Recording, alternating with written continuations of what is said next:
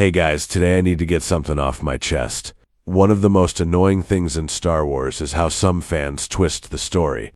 They say the Jedi were just as bad as the Sith, that Anakin's prophecy was about destroying the Jedi, and that balance simply meant making sure there weren't too many Jedi or too many Sith. But that's completely wrong. This comes from the idea that dualism exists in Star Wars, that the light and dark sides are equal halves that need to be balanced. And from that comes the myth of the so-called Gray Jedi. Now, what do people mean when they say Gray Jedi? The term gets thrown around in two ways. First, Jedi, who didn't always obey the Council, but still serve the light. Second, the one most fans mean, Force users who supposedly balance both light and dark, and that's the myth we're focusing on today.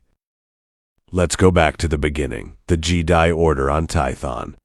They believed in balancing both the light and dark, but whenever someone leaned too far into the dark, the planet itself was thrown out of balance. And when some refused to give up the dark side, they were exiled to Korriban, where they enslaved the native Sith species. So that exile created the foundation of the Sith Order. The very first attempt at dualism didn't bring harmony. It brought corruption and slavery.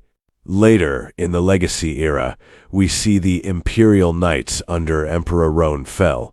Fans sometimes call them Gray Jedi because they didn't serve the Jedi Council. But their code made one thing clear. If the Emperor ever turned to the dark side, they were sworn to kill him. That's not balance. That's rejection of darkness. They weren't blending light and dark. They were firmly aligned with the light. Fans also love to claim Count Dooku's real goal was to destroy the Sith and create his own Jedi Order. But that's just another myth. By the end of the Clone Wars, Dooku was completely consumed by the dark side. He wasn't secretly trying to reform anything. He was serving Sidious while exploiting the galaxy for his own ambition. He even betrayed his own people. As Count of Sereno, he swore to protect them. Instead, he drained Sereno's wealth to fuel the separatist war machine, bleeding his homeworld dry. On top of that, Dooku believed in human supremacy. He saw alien species as inferior, a twisted elitism that aligned perfectly with the Sith. And in Dooku, Jedi lost, he even ordered the death of his own sister, Lady Jenza, just to protect his secrets.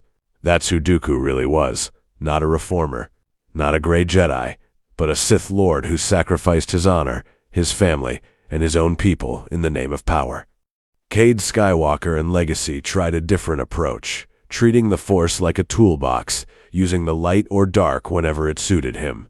But the more he leaned on the dark, the more it consumed him. His entire arc is about realizing that so-called balance was just corruption in disguise. If not for his friends pulling him back, Cade would have become a Sith long before the story ended. Even the lightsaber form Vapaj shows that walking the line of the dark side can never work. Mace Windu could channel his inner darkness and his opponent dark side into power. But every other Jedi who tried to use it, like Sora Bulk, Dipa Billaba, Quinlan Vos, all fell to the dark side because of the form.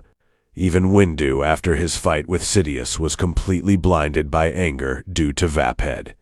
Fans also point to Luke's new Jedi Order as proof that he allowed Jedi to use both sides of the Force. But that's not true. Luke rebuilt the Order with more flexibility than the old Council, yes, but he never permitted embracing the dark side. And he makes this absolutely clear when he tells his son Ben, "No, Gross not that beta nerd. Much better. For a Jedi, there is no rainbow force. We walk the path of the light, or we fall into darkness. There is no gray."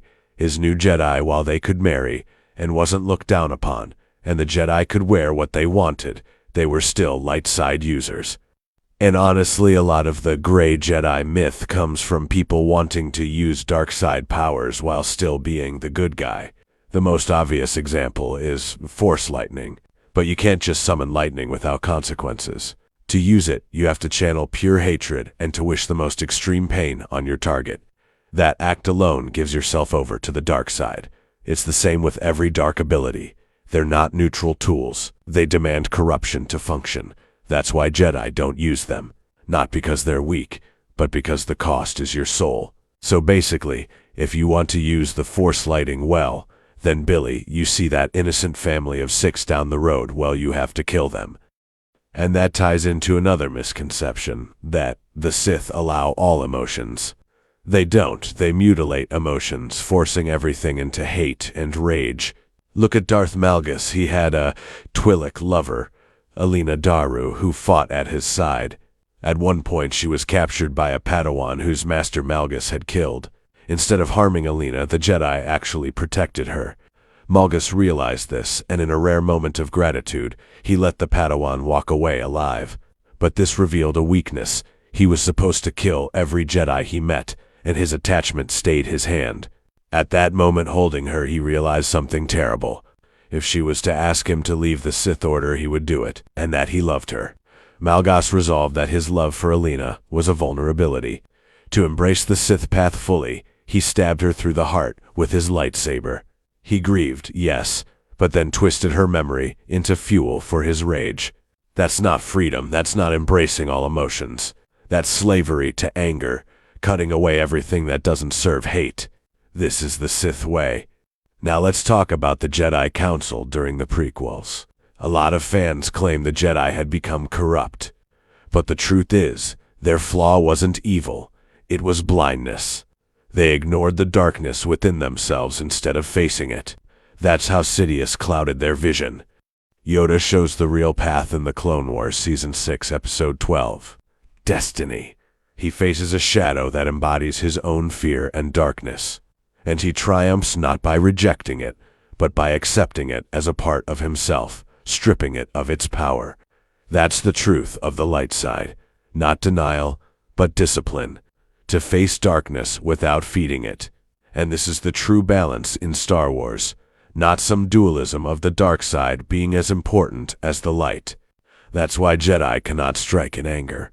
In The Force Unleashed, Starkiller tries to kill Sidious in rage, saying, "He needs to die for what he did to me."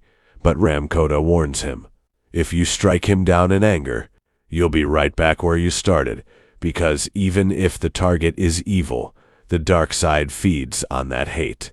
And in the Clone Wars Zagerian slave arc, the slaver taunts Obi-Wan.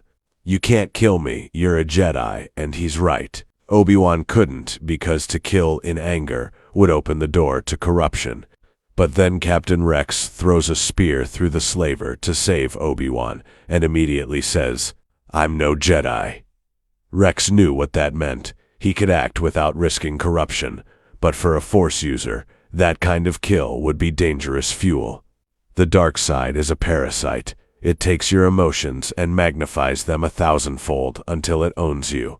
And that's the truth of Star Wars. There is no dualism in Star Wars, no balance of light and dark, only light or corruption. Balance doesn't mean half of each. Balance means the Force free of the dark side's infection, and Jedi choosing the light every single time. That is the true balance in Star Wars. Thank you guys for watching. This was a need to get off my chest video, as I am tired of fans talking about something they have no knowledge of. Next video will probably be Kiadimundi is not a sociopath.